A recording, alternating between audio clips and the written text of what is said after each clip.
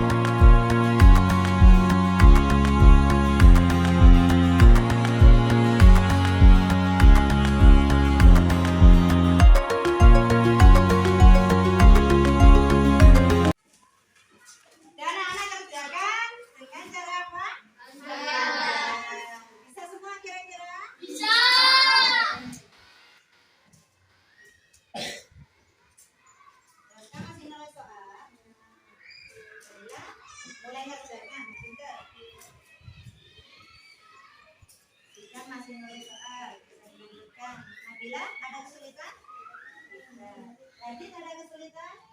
Tidak. Oke. Raya sudah mulai ngerjakan, nak? Oh, ya. Terus Abi mulai ngerjakan. Ada kesulitan? Tidak. Terus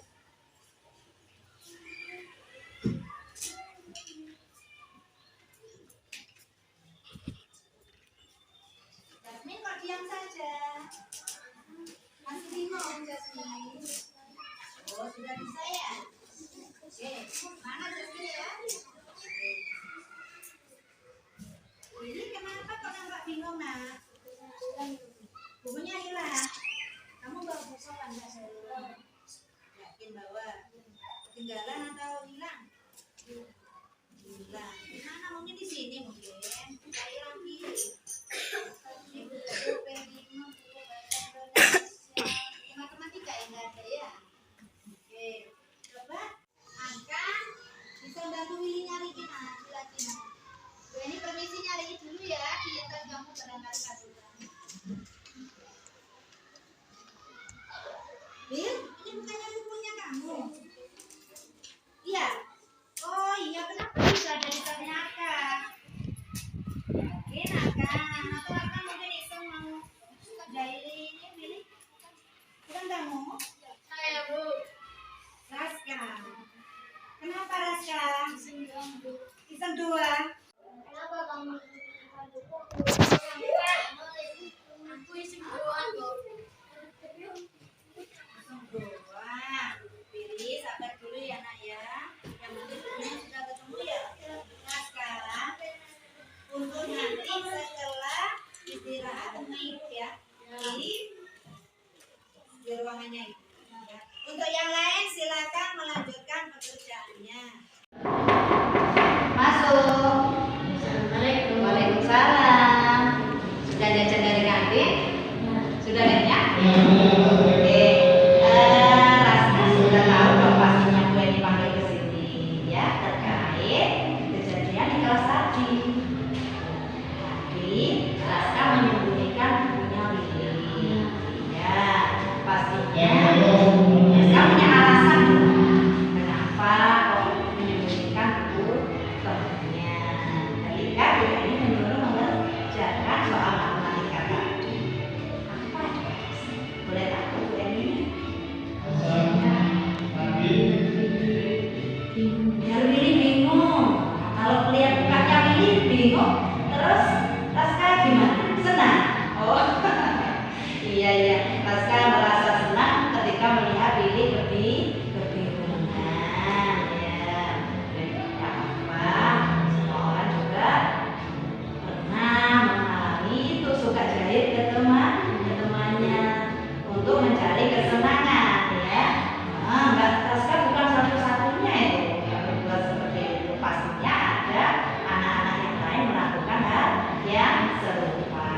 Sekarang kalau Willy tadi bingung, kira-kira ini ya, kira-kira kalau Raska itu di posisinya Willy bingung juga enggak?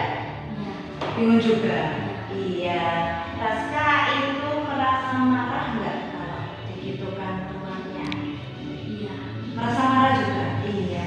Mungkin apa yang dirasakan Willy tadi juga sama dengan apa yang dirasakan Raska, gitu ya. Iya. Nah, kira-kira itu dengan menyembunyikan buku teman itu baik atau tidak menurut Raska? Tidak. Kalau begitu, Raska, apa yang Raska sudah lakukan tadi itu menurut Raska bagaimana? Tidak baik. Raska yakin hal itu tidak baik. Oke. Dan semua orang juga pernah punya salah. Jadi, seperti itu katakan tadi, semua orang pasti pernah punya salah. Dan Raska bukan satu-satunya yang iseng demi kesenangan, ya kan? Itu demi kesenangannya Raska. Kira-kira nih Raska kan tahu ini sudah tidak baik ya. Raska untuk mencari kesenangan itu ada cara lain tidak selain menjahili temannya? Untuk mencari kesenangan ada apa? Bagaimana caranya?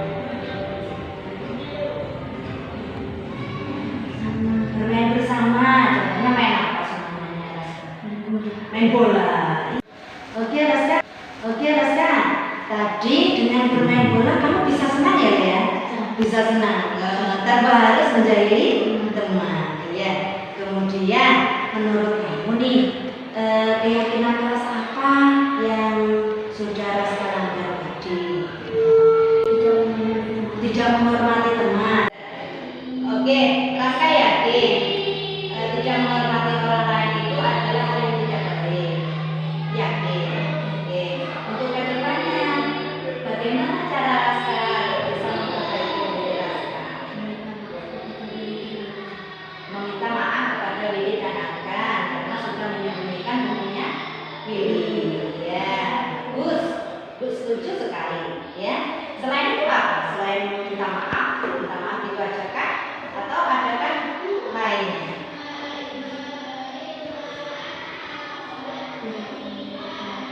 Tidak menjadi teman lagi. Oke, tidak menjadi teman lagi. Itu akan pantau ya.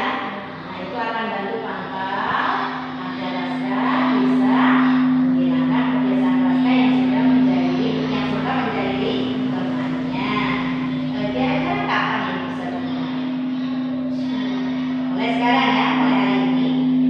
Oke, Raska sanggup? Mulai hari ini, mulai sekarang, Raska tidak mengulangi lagi menjadi teman. Dan nanti setelah ke kelas, Raska harus apa lagi? Meminta maaf kepada Willy dan Akan. Terima kasih nak. Ya, sukses selalu.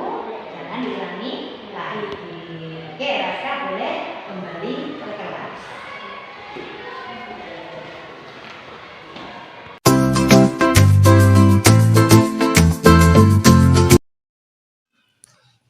Anak-anak, berdasarkan pembelajaran yang sudah kita pelajari kemarin tentang struktur kalimat, maka kalau UN punya kalimat seperti ini, bisakah kalian menentukan susunannya? Bisa. Oke, coba dibaca kalimat di sini dulu. Tadi makan ayam goreng di warung. Oke. Nadit makan ayam goreng di warung. Berdasarkan struktur kalimatnya, tentukan kata Radit ini masuk apa? Subjek. Bisa kita tuliskan? Selanjutnya kata makan. Bisa kita tuliskan? Selanjutnya ayam goreng. Bisa kita tuliskan? Waalaikumsalam. Kok baru datang Kalila? Ada kendala. Oke, silakan duduk dulu. Kita mengikuti pembelajaran dulu ya hari ini. Nanti ketika istirahat bisa mengunjungi Bu Eni ya. Oke, silakan duduk dulu. Baik anak-anak, kita lanjutkan dulu. Tadi ayam goreng disebut dengan objek. Bisa kita tuliskan? Selanjutnya kata di warung menunjukkan apa? Keterangan tempat. Atau kita tulis Assalamualaikum. Masuk. Waalaikumsalam. Kalila sudah dari kantin? Silakan duduk dulu. Jaringan ya. Kalila pastinya tahu dong kalau dipanggil Bu Eni ke sini itu karena apa?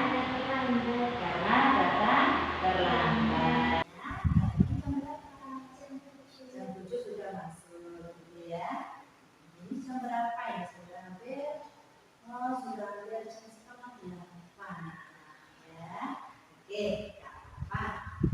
Bu Eni dulu juga pernah datang terlambat ketika sekolah, namun karena Bu Eni merasa itu merugikan Bu Eni ketinggalan pelajaran, akhirnya Bu Eni memperbaiki diri supaya datangnya bisa tepat waktu. Tidak apa-apa Bu hari ini kalau kamu terlambat ya, untuk kedepannya harus bagaimana?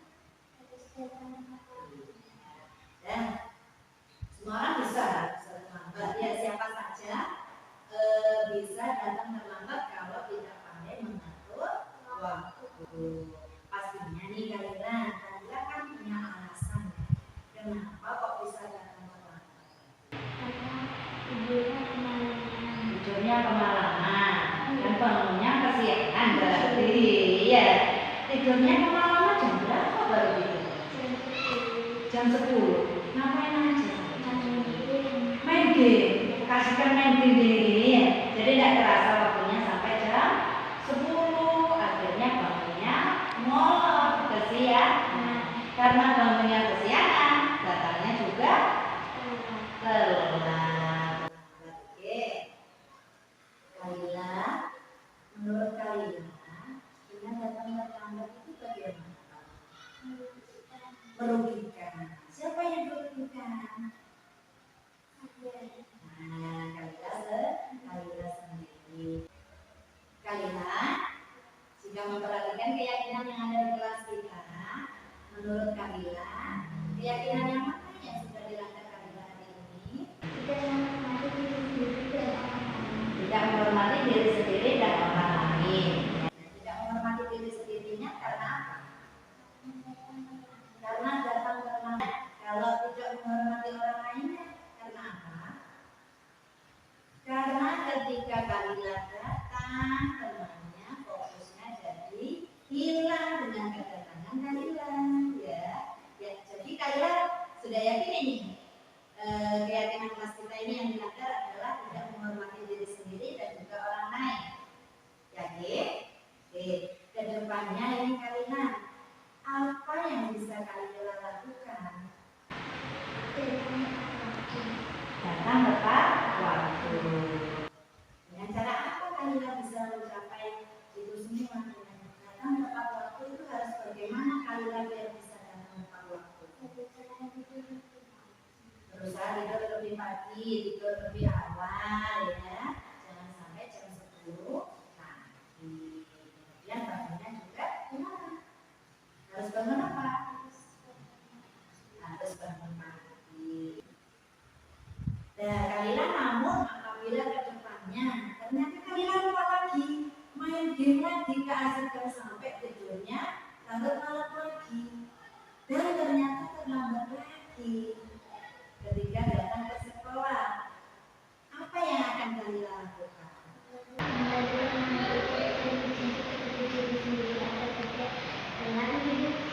Oke.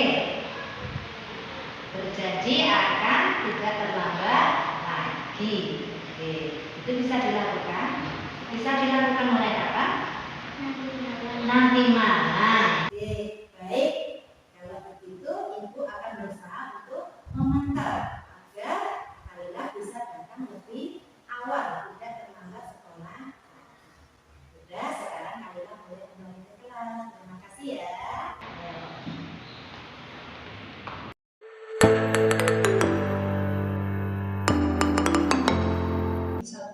17 Agustus 2024 kita masih diberikan kenikmatan datang sehingga kita acara kegiatan aksi nyata diseminasi budaya positif di SD Negeri 4 Singoturunan.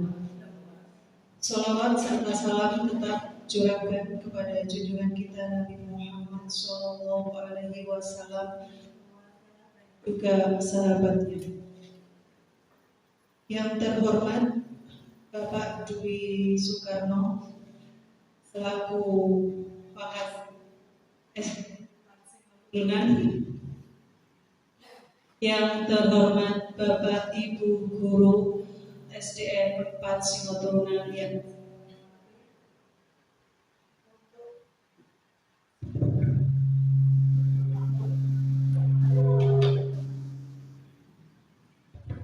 untuk hari ini adapun susunan acara diseminasi budaya positif sebagai berikut. Yang pertama, pembukaan. Yang kedua, pembacaan doa. Yang ketiga, menyanyikan lagu Indonesia Raya. Keempat, sambutan. Kelima, acara inti. Keenam, penutup dan foto bersama. Untuk acara yang pertama, marilah kita buka acara hari ini dengan bacaan basmalah bersama-sama. Bismillahirrahmanirrahim. Semoga acara hari ini dari awal hingga akhir mendapatkan doa dari Allah Subhanahu wa Ta'ala. Untuk upacara selanjutnya yaitu pembacaan doa yang akan dipimpin oleh Bapak Akbar. Kepadanya dipersilakan.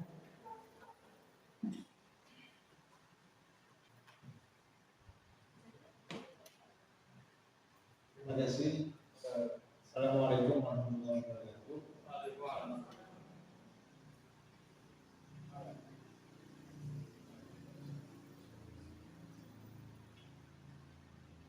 Bismillahirrahmanirrahim. Hamdan syakirin, hamdan ni'amaka fi mazidah. Ya Rabbana lakal hamdu wa fil jalali wajhikal karim wa 'ala sultanik. Allahumma shalli 'ala Muhammad wa 'ala sayyidina wa maulana Muhammad. Allahumma rabbana taqabbal minna wa salatana wa siyamana wa rukû'ana wa sujudana wa qu'udana wa tadarrana wa ta'abudana wa tammim taqsirana ya Allah ya rabbal alamin. Rabbi firli wa liwalidayya warhamhuma wa rabbayana shaghira. Rabbana atina fid dunya hasanah wa fil akhirati hasanah wa qina adzabannar. Subhana rabbika rabbil izzati amma yasifun wa salamun 'alal mursalin walhamdulillahi rabbil alamin. Fatihah.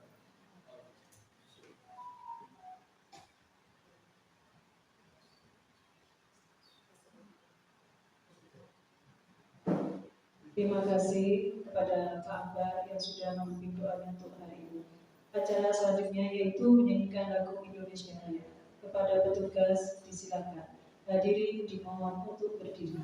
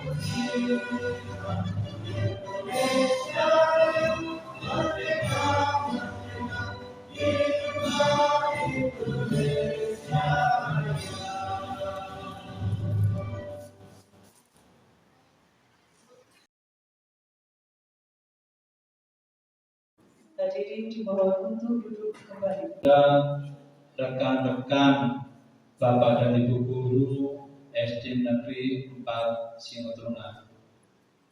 Marilah kita panjatkan puja dan puji syukur kehadirat Allah Subhanahu wa taala yang telah memberikan rahmat dan hidayahnya kepada kita semua sehingga pada pagi menjelang siang ini kita bisa berkumpul di ruang lab SD Negeri 4 Singotuna dalam keadaan sehat walafiat. Saya duduk di sini mewakili Bu Minta selaku Kepala Sekolah SD Negeri 4 Singotuna yang saat ini masih berhalangan hadir dikarenakan mengikuti upacara bendera di Taman Bambangan. Hanya pesan dari Ibu, semoga kegiatan hari ini bisa berjalan lancar dan sukses dan sesuai. Judulnya adalah aksi nyata diseminasi budaya positif di SD Negeri 4 Singotuna. Semoga kegiatan pada pagi hari ini bisa benar-benar membawa energi positif bagi kemajuan anak didik kita. Dan semoga kegiatan budaya positif ini bisa diterapkan kepada anak didik kita tanpa kita merasa jenuh, merasa capek, merasa bosan. Jadi harus benar-benar kita terapkan sehingga nantinya anak didik kita bisa menjadi anak didik yang berkarakter sesuai dengan P5. Mungkin hanya itu yang bisa saya sampaikan, kurang lebihnya mohon maaf. Saya Iri, wassalamualaikum warahmatullahi wabarakatuh. Waalaikumsalam warahmatullahi wabarakatuh. Terima kasih kepada Pak Dwi yang sudah memberikan sambutannya. Untuk acara selanjutnya yaitu acara inti desiminasi. Kepada Bu Eni dipersilakan.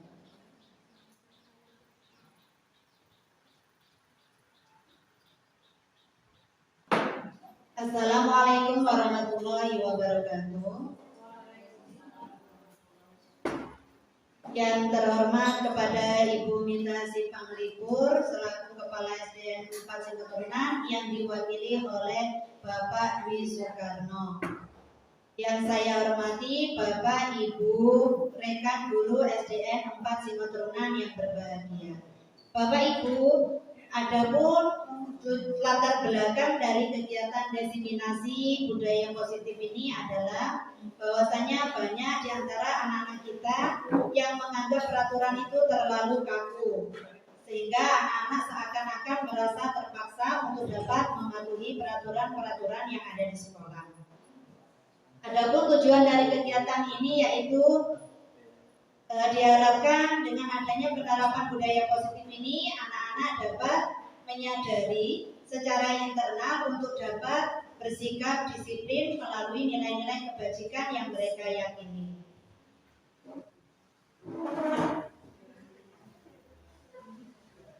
Namun sebelum acara desiminasi ini kita mulai, izinkan saya untuk membacakan sebuah pantun, nggih. Layar terkembang di tengah samudra, angin bertiup membawa arah. Acara kita mulai dengan riang gembira. Semoga kita bersama mendapatkan berkah. Amin.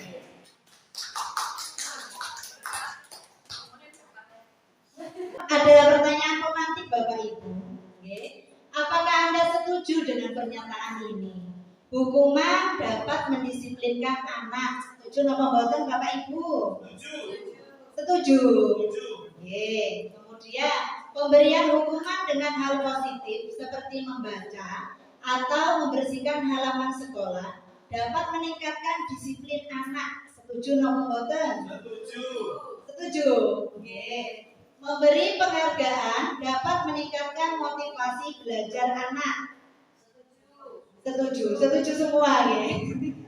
Baik Bapak Ibu, ternyata tidak selamanya hukuman itu dapat mendisiplinkan anak. Ternyata setelah saya mempelajari modul 1.4 tentang budaya positif ini, hukuman justru akan membuat anak merasa memberontak.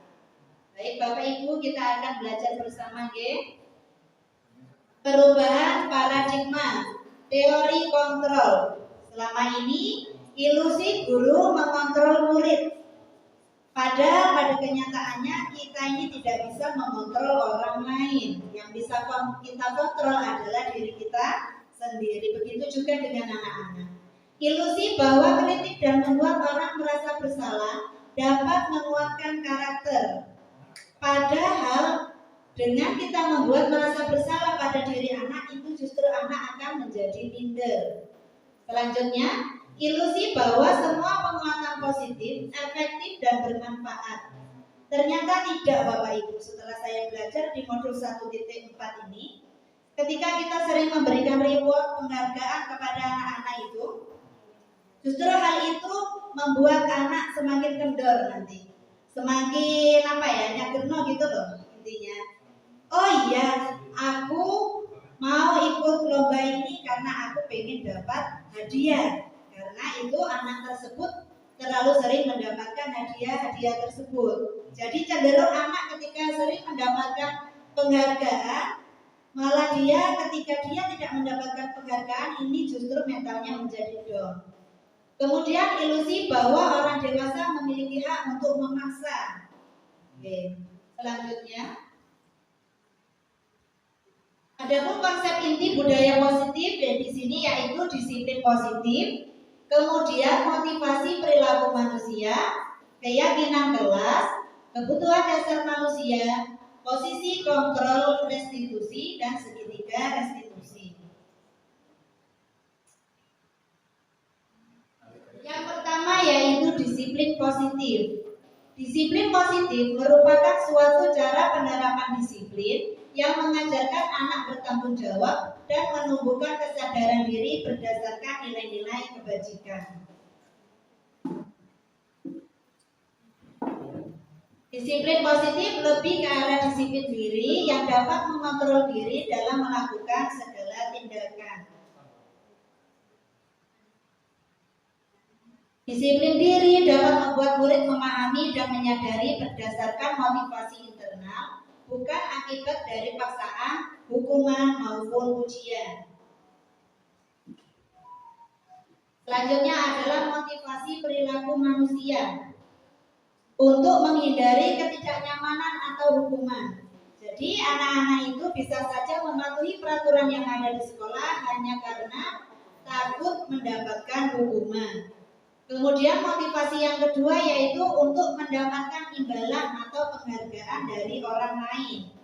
Adapun motivasi yang ketiga, ini yang kita harapkan ada pada diri anak-anak, yaitu untuk menjadi orang yang mereka inginkan dan menghargai diri sendiri dengan nilai-nilai yang mereka percaya.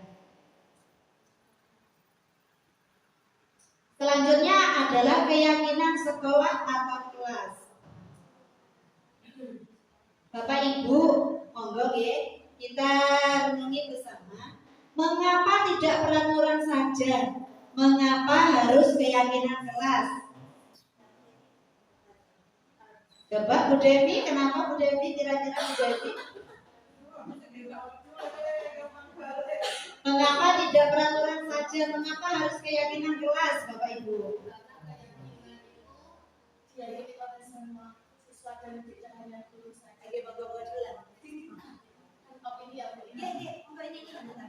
Menurut saya karena kalau keyakinan itu bisa diyakini oleh seluruh kelas, tidak hanya guru saja yang membuat peraturan, tapi jika peraturan cenderung hanya guru yang mengatur, bukan siswanya yang mensepakati peraturan kelas tersebut. Terima kasih Bu Nia, kasih tepuk tangan buat Bu Nia.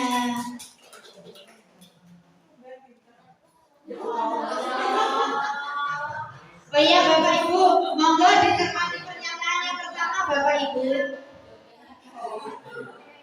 Bapak Ibu, monggo mungkin Bu Fitri. Yang pertama Bu, mengapa kita memiliki peraturan harus menggunakan helm bila mengendarai kendaraan roda 2? Kenapa kira-kira Bu? Enggak, mengapa kita memiliki peraturan harus menggunakan helm bila mengendarai kendaraan roda 2?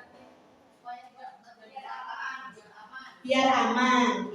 Berarti kan peraturannya Bu harus menggunakan helm ketika berkendara roda 2, begitu nggih yang dibuat Pak Polisi. Nah, di sini kalau untuk nilai keyakinan sendiri, keyakinannya tadi apa? Ditujukan apa? Supaya aman. Berarti nilai keyakinannya yaitu yang ditujukan adalah keamanan dan keselamatan. Untuk yang kedua, mengapa kita memiliki peraturan 3M? Menggunakan masker, mencuci tangan, dan menjaga jarak 1,5 meter ketika waktu corona dulu. Menjaga kesehatan, berarti nilai keyakinan yang dituju adalah kesehatan. Selanjutnya, mengapa kita memiliki peraturan harus datang tepat waktu pada saat mengikuti pelatihan? Itu untuk disiplin ya. Nah, berarti agar dapat mengikuti acara tepat waktu. Nah, Bapak Ibu, untuk mendukung motivasi intrinsik, kembali ke nilai-nilai atau keyakinan-keyakinan lebih menggerakkan seseorang dibandingkan mengikuti serangkaian peraturan-peraturan.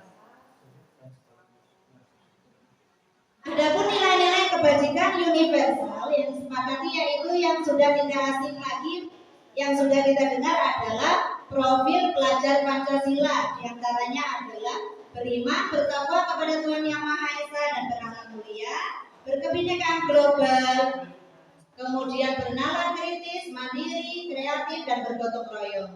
Bapak Ibu, selain nilai-nilai kebajikan universal yang terdapat pada profil pelajar Pancasila, ternyata banyak juga dari nilai-nilai yang lain, yaitu dari IPO Primary Youth Program atau PYP. Di antaranya ada toleransi, rasa hormat, integritas, mandiri, dan lain sebagainya.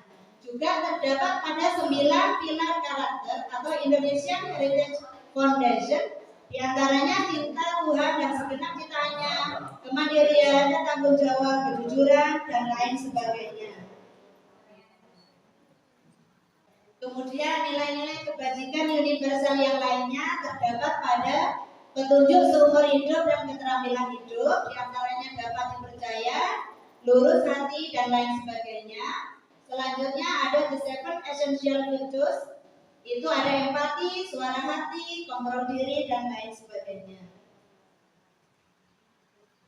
Juga terdapat pada the virtues project, di antaranya ada integritas, kebahagiaan, kreatif, bijaksana, bersyukur, dan lain sebagainya. Bapak Ibu, monggo kita cermati bersama. Jika ada peraturan selalu mengembalikan buku ke tempatnya, maka menurut Bapak Ibu, keyakinan kelas atau nilai kebajikan apa yang hendak dituju? Coba Bu Rina mungkin bisa menjawab yang atas, Bu Rina. Ya, selalu mengembalikan buku ke tempatnya. Tadi kan saya sudah memaparkan nilai-nilai kebajikan. Maka menurut Bapak Ibu, dengan selalu mengembalikan buku ke tempatnya ini, kira-kira nilai kebajikan apa yang hendak dituju? Disiplin. Selanjutnya apa lagi Bapak Ibu? Tanggung jawab. Ya Bapak Ibu, jadi nilai-nilai kebajikannya adalah tanggung jawab.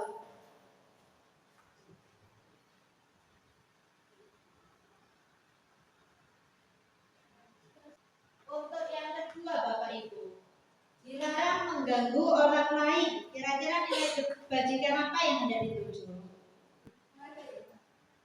Menghormati, menghormati orang lain.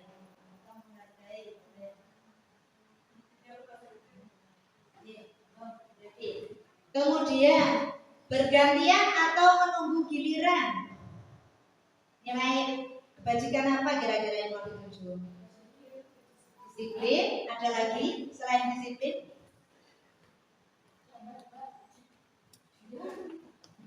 Bergantian atau menunggu giliran. Jadi sabar, kesabaran, ya kesabaran. Tiga.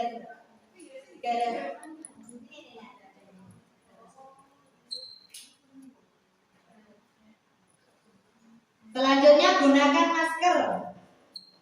Gunakan masker tadi nilai kebajikan apa yang hendak dituju? Kesabaran. Yang bergantian menunggu giliran tadi kesabaran. Selanjutnya gunakan masker tadi apa?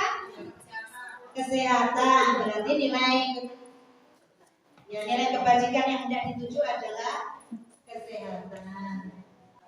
Bapak Ibu, keyakinan sekolah atau kelas berupa pernyataan universal yang mudah diingat dan dipahami dan harus diterapkan di lingkungan sekolah. Adapun cara penyusunannya Bapak Ibu, kita bagikan kertas yang kemarin saya lakukan, kita bagikan kertas post-it ke anak-anak untuk menuliskan harapan-harapan mereka tentang proses pembelajaran yang ada di kelas ideal yang bagaimana yang anak-anak impikan.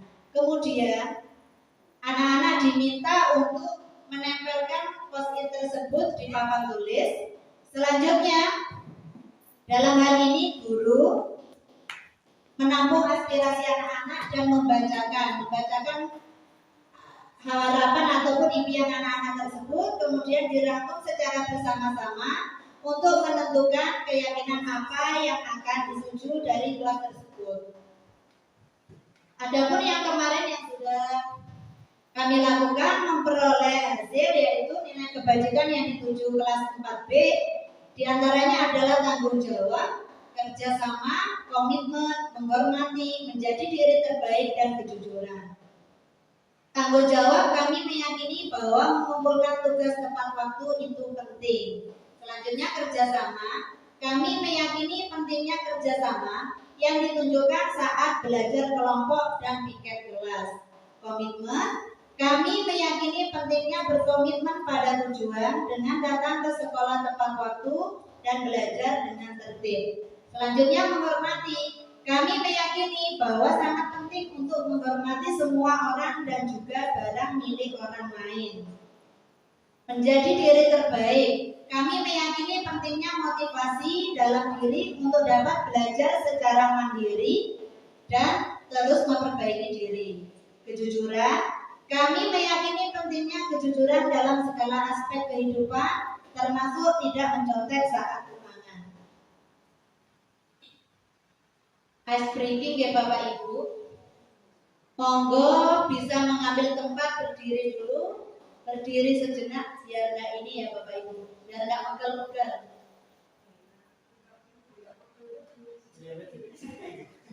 Kita olahraga ringan dulu ya. Ini langsung ambil apa-apa. Langsung keluar suaranya di sana.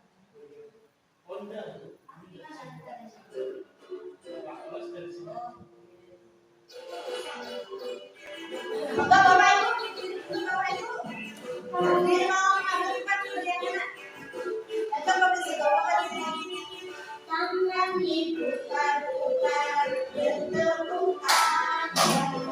Tangan diputar-putar, peganglah bahu. Tangan diputar-putar, peganglah bahu. Digoyang-goyang, digoyang-goyang, digoyang-goyang. Tangan diputar-putar, berterpukan. Tangan diputar-putar, peganglah bahu. Tangan diputar-putar, peganglah lutut. Digoyang-goyang, digoyang-goyang, digoyang-goyang. Diputar-putar, diputar ke atas. Diputar-putar, diputar ke bawah. Diputar-putar, diputar ke kanan. Diputar-putar, diputar ke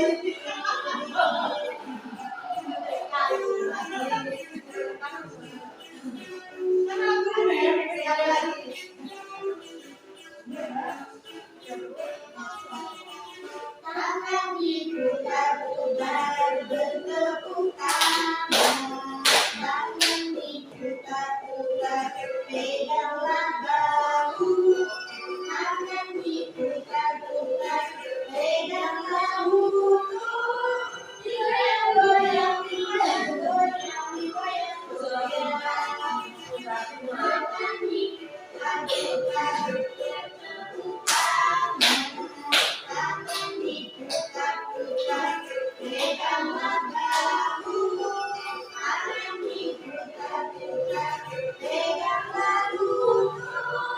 Digoyang-goyang, digoyang-goyang, digoyang-goyang. Diputar-putar, diputar ke atas.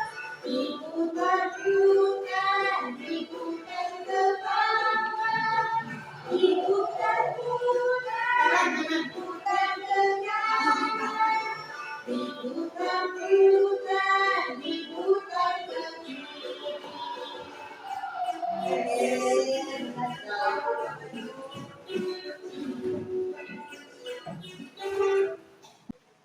Bapak Ibu, mari kita lanjutkan.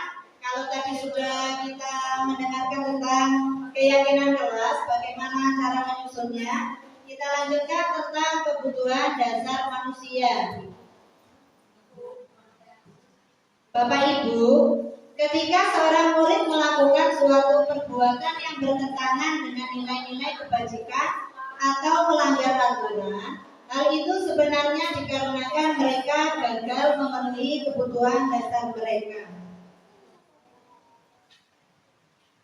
Terdapat 5 kebutuhan dasar manusia. Yang pertama yaitu bertahan hidup. Kira-kira butuh apa saja Bapak Ibu untuk kita dapat bertahan hidup? minum, ya, dan tempat tinggal. Selanjutnya yang kedua yaitu kebutuhan akan kasih sayang dan rasa diterima. Hal ini kaitannya dengan hubungan sosial di mana anak merasa diterima di kelompoknya. Selanjutnya yaitu kebutuhan akan kesenangan. Yaitu setiap kita pastinya butuh untuk senang-senang melakukan sesuatu yang membuat hati kita senang, biar hidup tidak stres gitu ya. Selanjutnya yaitu kebutuhan akan kebebasan.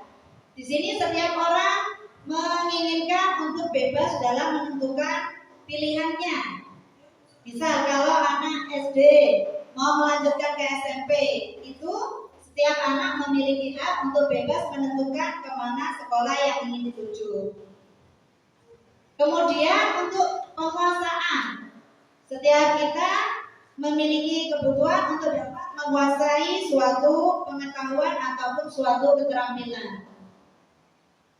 Nah, Bapak Ibu, di sini ada studi kasus. Bu Sulaiha, guru wali kelas 9H, sedang bingung menghadapi ulah salah satu murid di kelasnya, Tommy. Beberapa anak telah mengeluhkan Tommy yang seringkali meminta bekal makan siang mereka dengan paksa. Jika Anda menghadapi situasi seperti Ibu Sulaiha, apa yang akan Anda lakukan? Menurut Anda, kira-kira apa alasan Tommy melakukan hal itu? Gimana Bapak Ibu? Monggo Pak Akbar mungkin mau mencoba menjawab. Bu Sulaiha ini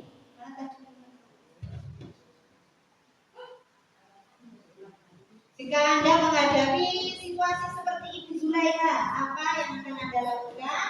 Menurut Anda, kira-kira alasan Tommy melakukan hal itu apa gitu? Dikaitkan dengan kebutuhan dasar manusia, tadi kan kebutuhannya ada 5. Mungkin bisa ke sini Pak Akbar biar kelihatan videonya. Ya, alasannya itu karena dia itu kenapa kok melakukan itu? Dikaitkan dengan kebutuhan dasar tadi itu. Kira-kira alasannya apa Pak?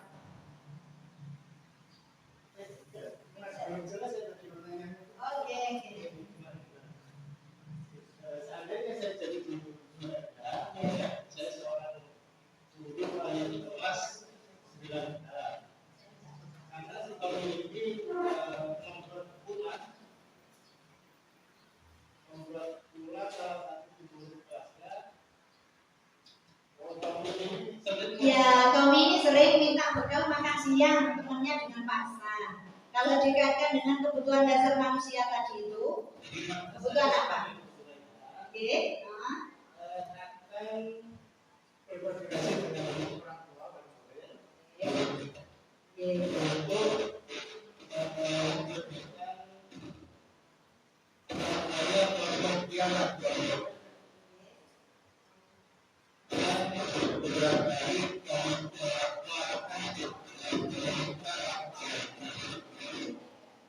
Alasannya apa kira-kira Pak? Untuk memenuhi apa Tommy ini tadi Pak? Kebutuhan dasar manusia kan? Kebutuhan untuk bertahan hidup. Oke, terima kasih Pak Akbar. Untuk Bapak Ibu yang lain, selain kebutuhan untuk bertahan hidup, kira-kira apa ya Bapak Ibu? Alasannya Tommy ini sering ngambil makanannya temennya. Ya.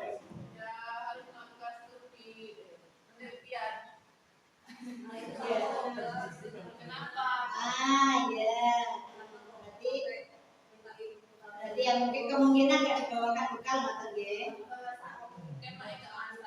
Mungkin mamanya tidak malas. Oke, Bapak Ibu.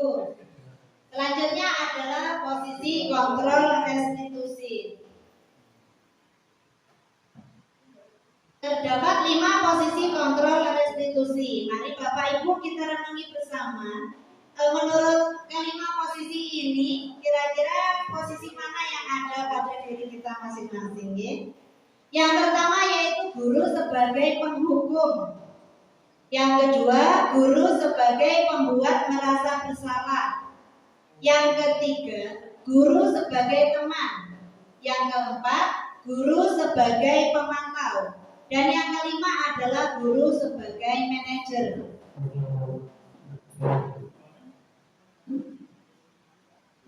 Bapak Ibu, apa bedanya antara hukuman, konsekuensi, dan restitusi? Di sini dijelaskan hukuman itu digunakan untuk menegakkan keadilan. Kemudian konsekuensi logis dapat membantu siswa belajar dari tindakan mereka.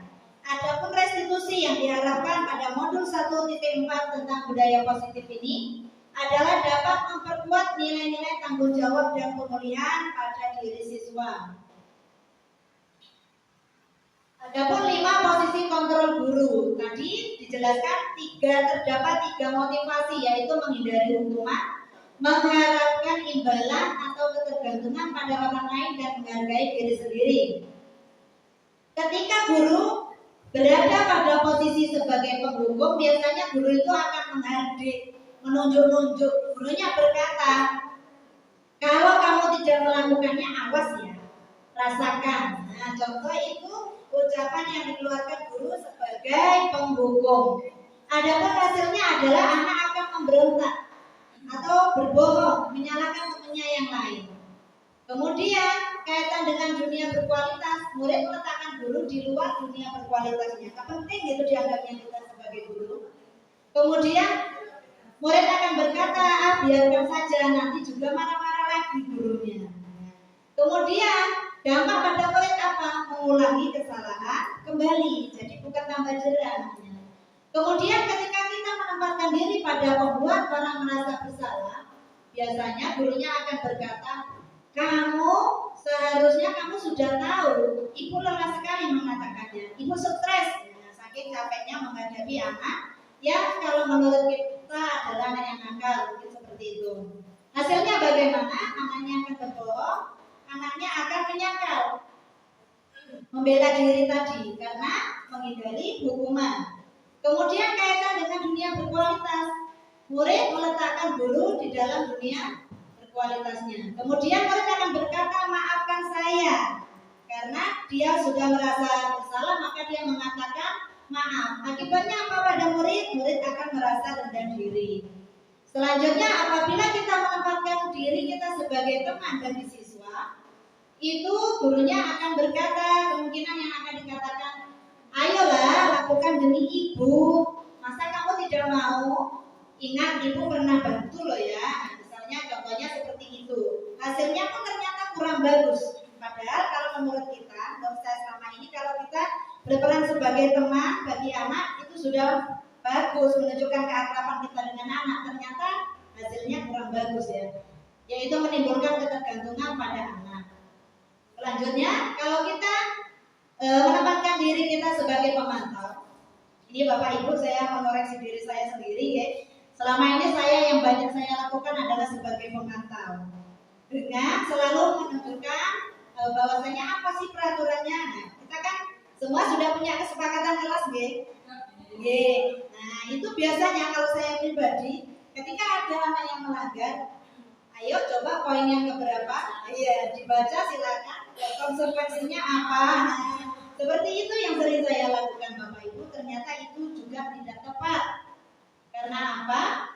Karena anak akan langsung cenderung begini, bukan menitik beratkan pada motivasi anaknya sendiri.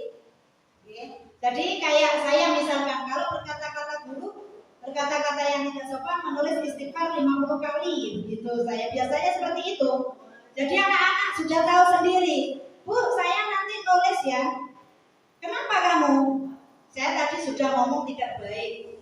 Seakan-akan anak sudah tahu akan konsekuensinya. Tapi ternyata itu pun tidak membuat anak jerah, kurang efektif juga. Karena besoknya, meskipun dia sudah menuliskan 50 kali pulang sekolah, nulis istighfar 50 kali, tetap saja besoknya terulang kembali. Selanjutnya adalah posisi yang paling ideal, yaitu tentang kontrol diri, menghargai diri sendiri, yaitu ketika kita menempatkan diri sebagai manajer. Ya, jadi guru berkata itu dengan mengajukan pertanyaan, apa yang kita yakini? Ya, tadi kan sudah ada keyakinan universal. Apa yang bisa kau kerjakan untuk memperbaiki masalah ini? Jadi hasilnya itu menguatkan pribadi anak untuk belajar tanggung jawab dengan apa yang telah dia lakukan. Selanjutnya, di antara kelima posisi kontrol tersebut diharapkan seorang guru menggunakan posisi kontrol sebagai manajer. Sebagai manajer, guru dapat berbuat sesuatu bersama murid, memberikan peluang bagi murid untuk bertanggung jawab, dan memberikan dukungan kepada murid agar dapat menemukan solusi. Jadi bukan kita yang mencarikan solusi, melainkan kita mengajak anak untuk dapat berpikir kritis mengenai tindakan atau solusi apa yang akan dia ambil. Selain itu, posisi manajer mengacu pada restitusi yang dapat menjadikan murid sebagai manajer bagi dirinya sendiri, sehingga dapat tercipta identitas positif pada diri murid.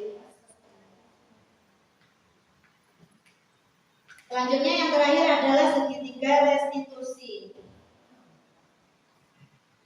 Adapun tahapan dalam segitiga restitusi yaitu menstabilkan identitas, validasi tindakan yang salah, dan menanyakan keyakinan. Seperti beberapa hari yang lalu di kelas saya itu Raska menyembunyikan bukunya Billy. Jadi ketika akan menulis, si Billy ini bingung karena bukunya nggak ada. Nah ini kebetulan akhirnya saya mencoba menerapkan segitiga restitusi ini, yaitu dengan menstabilkan identitas. Menstabilkan identitas dilakukan berdasarkan prinsip bahwa membuat kesalahan adalah bagian dari proses pembelajaran. Jadi kita tidak menghakimi anak langsung, yang nantinya akan menggeser identitas gagal ke arah identitas sukses. Dalam menstabilkan identitas, seorang guru dapat mengajukan pertanyaan ataupun pernyataan kepada muridnya dengan kalimat kemungkinan ya seperti contoh berikut ini. Berbuat salah itu hal yang manusiawi. Tidak ada manusia yang sempurna. Kita pasti bisa menyelesaikan permasalahan ini. Bapak atau ibu tidak tertarik untuk mencari tahu siapa yang benar, siapa yang salah. Bapak atau ibu lebih tertarik untuk menyelesaikan masalah. Kalau kamu menyalahkan dirimu sendiri terus-menerus, apakah kamu bersikap baik pada dirimu sendiri? Nah, itu bisa kita untuk menstabilkan emosi anak. Jadi anak tidak merasa takut ketika dia melakukan suatu kesalahan. Kemudian yang kedua adalah validasi tindakan yang salah. Dilakukan berdasarkan prinsip bahwa setiap perilaku berupaya memenuhi suatu kebutuhan tertentu. Sehingga guru atau orang tua akan bergeser dari pemikiran stimulus respon menjadi proaktif, serta akan lebih mengenali dan mengakui kebutuhan murid atau anak. Seperti Raska kemarin, setelah saya tanyakan, saya validasi tindakannya yang salah, ternyata ketika melihat ekspresi temannya yang kehilangan buku, dia tuh merasa senang. Jadi kebutuhan dasarnya dia itu apa? Gagal dalam memenuhi kesenangannya dia. Begitu. Selanjutnya adalah yang dapat kita tanyakan pada anak. Kamu pasti punya alasan mengapa melakukannya. Apa yang penting bagi kamu? Kamu boleh tetap berusaha menjaga sikap itu, tapi tambahkan sikap yang lain yang baru. Kemudian, maukah kamu belajar cara lain untuk mendapat yang kamu butuhkan tanpa harus memukul? Kalau kemarin yang saya katakan kepada Raska yaitu adakah cara lain untuk kamu dapat memperoleh kesenangan tanpa harus menyembunyikan buku temanmu? Ada, Bu. Apa itu? Main bola. Ternyata dia bisa memenuhi kebutuhan kesenangannya dengan bermain bola. Selanjutnya yaitu menanyakan keyakinan. Menanyakan keyakinan dilakukan dengan memberi pertanyaan-pertanyaan bermakna kepada murid atau anak untuk memunculkan motivasi secara intrinsik sehingga mampu mengaitkan keyakinannya dengan tindakan yang salah. Bapak Ibu, di sini untuk menanyakan keyakinan kepada anak-anak dapat dilakukan dengan mengajukan pertanyaan-pertanyaan, misalnya apa nilai yang kita percaya di sekolah kita, nilai-nilai apa yang telah kita sepakati, seperti yang sudah disepakati pada keyakinan kelas tadi. Kamu ingin jadi anak seperti apa? Apa yang kamu rasakan ketika kamu melakukan itu? Kamu menjadi orang yang seperti apa gitu? Itu tanyanya siapa? Enggak, ketika ada kejadian, ketika ada anak melanggar keyakinan kelas ini. Diingatkan setiap kali tanya. Tidak, ketika aja anaknya dipanggil, Pak. Jadi tidak dipermalukan di kelas. Oke, makanya kapan hari saya panggil ke sini. Jadi intinya restitusi dengan hukuman ini. Beda. Restitusi ini untuk menguatkan nilai-nilai kebajikan.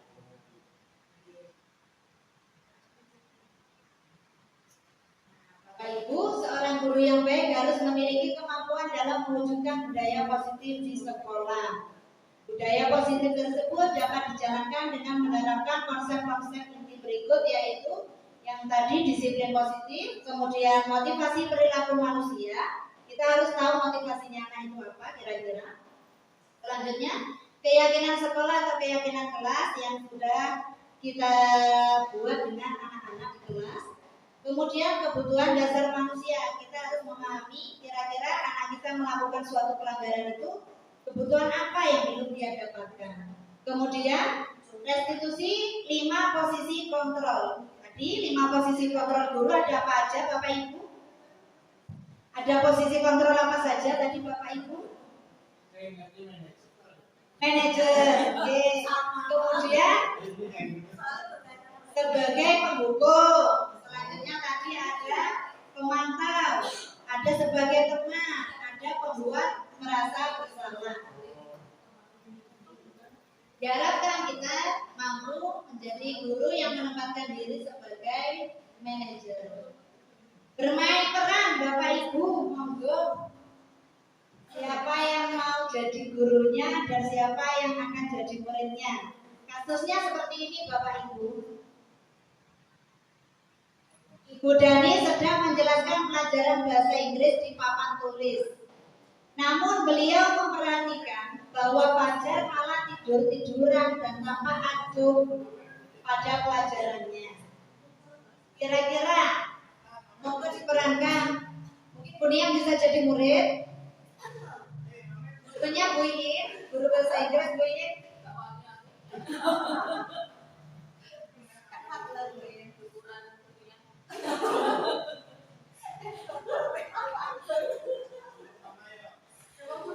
Pak Akbar yang jadi gurunya ya Pak Akbar.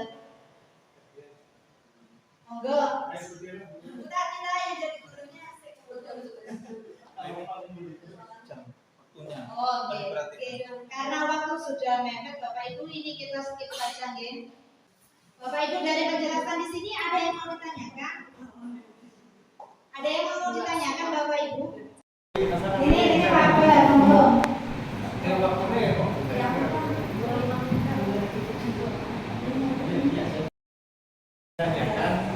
Perbedaan yang paling menonjol antara restitusi dengan hukuman tadi. Oke, untuk itu karena itu penting dan akan kalau saya sudah tahu antara restitusi dengan hukuman kan enak nanti. Terima kasih. Assalamualaikum warahmatullahi wabarakatuh. Waalaikumsalam warahmatullahi wabarakatuh. Terima kasih Pak Akbar. Tadi untuk menjawab perbedaan itu tadi di slide sebelumnya sudah saya jelaskan. Itu. Oke. Perbedaan yang paling mendasar itu kalau hukuman bersifat menyiksa Bapak Akbar. Menyiksa anak misalnya, kalau anak terlambat itu kita hukum harus hormat bendera sampai setengah hari misalnya. Itu kan bersifat bersifat hukuman fisik ke anak ya. Pokok bersifatnya itu memaksa anak. Menyakiti. Itu dari hukuman, padahal tidak ada nilai positifnya dari hukuman tersebut.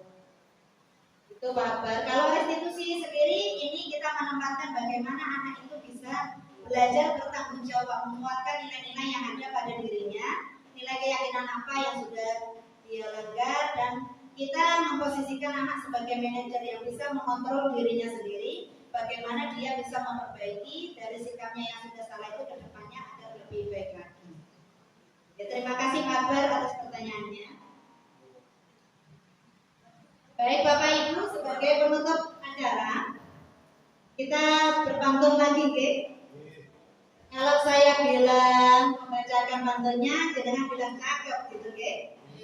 Kapal berlabuh di pelabuhan aman. Angin malam membawa ketenangan. Terima kasih atas partisipasi dan perhatian. Semoga berjumpa lagi di lain kesempatan. Baik Bapak Ibu, demikian yang dapat saya sampaikan. Kurang lebihnya saya mohon maaf. Wassalamualaikum warahmatullahi wabarakatuh. Selanjutnya adalah sesi foto bersama. Terima kasih kepada Bu Eni yang sudah memaparkan kegiatan disiplin positif di SD 4 Simotunan. Untuk acara selanjutnya yaitu sesi foto bersama dengan narasumber. Bangun dan bukalah mata.